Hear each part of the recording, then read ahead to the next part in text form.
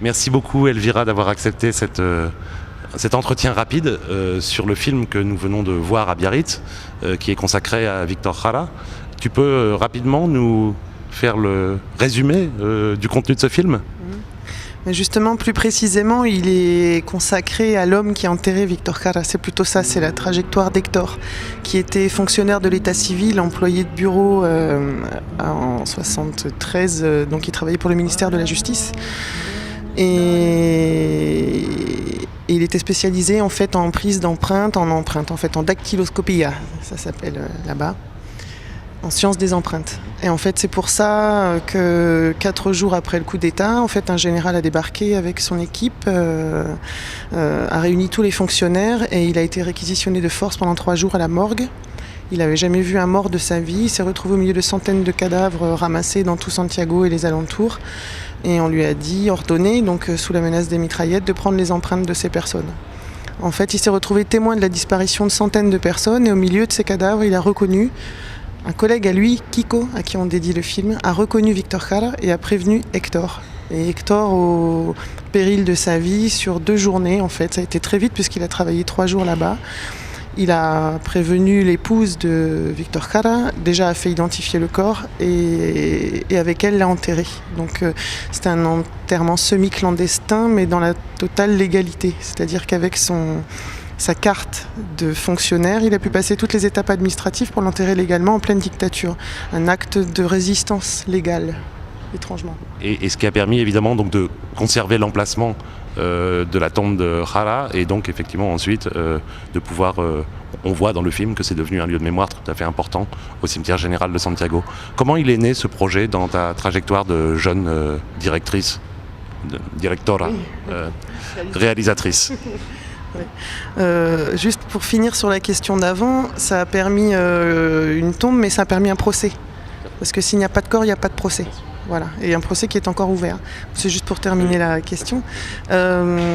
Sinon, dans mon parcours, mon père est ancien réfugié politique chilien. Il était leader syndical dans le bâtiment au Chili. Et quand il est arrivé en France avec son frère, il pensait retourner se battre, en fait. Voilà.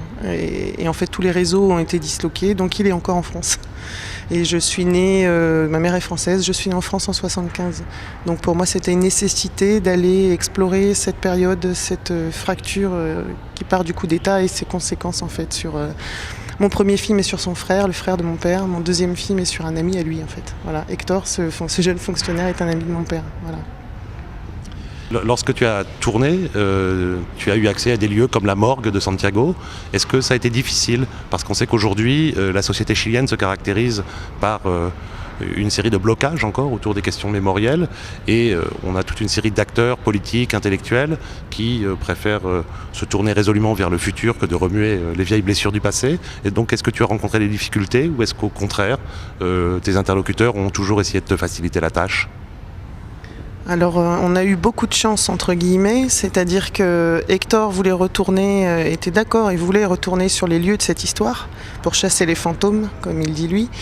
Et on a eu vraiment de la chance parce que pile poil dans les institutions concernées, on est tombé sur des personnes très ouvertes qui nous ont vraiment accueillis parce que le fait est que cette année, au moment du film, les personnes qui décident de qui filme pas, sont des gens clairement de gauche. Le directeur de la morgue actuelle est un ancien prisonnier politique qui a été torturé à la Villa Grimaldi, dans un centre de torture au cœur de Santiago, avec sa femme, qui est partie en exil, qui est revenu et qui est maintenant directeur de la morgue. Il fait un travail de mémoire incroyable. Au cimetière aussi, c'est un maire PC maintenant, donc qui nous a ouvert les portes. Mais si on avait tourné ça 1 an avant, le cimetière, on rentrait pas pour faire ça. On a demandé 3 jours d'autorisation de tournage au cimetière, il nous a donné 2 mois. Voilà. Et ça a été ça partout où on a voulu filmer et j'ai préparé ce film à distance parce que ce film, quand je l'ai fait, c'était que la 4e fois que j'allais au Chili de ma vie et je l'ai écrit et préparé pendant 2 ans à distance en faisant des recherches sur internet. Donc je savais pas du tout en fait ce que j'allais trouver ou pas, j'avais quelques contacts par mail mais je savais pas entre ce qu'on t'écrit, ce qu'on te dit, ce que tu vas pouvoir trouver, filmer, pas filmer. Et ça a été bien au-delà de nos espérances. Donc il y a une partie du Chili qui s'ouvre et qui veut se rappeler et dénoncer. Merci beaucoup Elvira d'avoir accepté cet entretien et donc bon vent pour ton film. Merci beaucoup.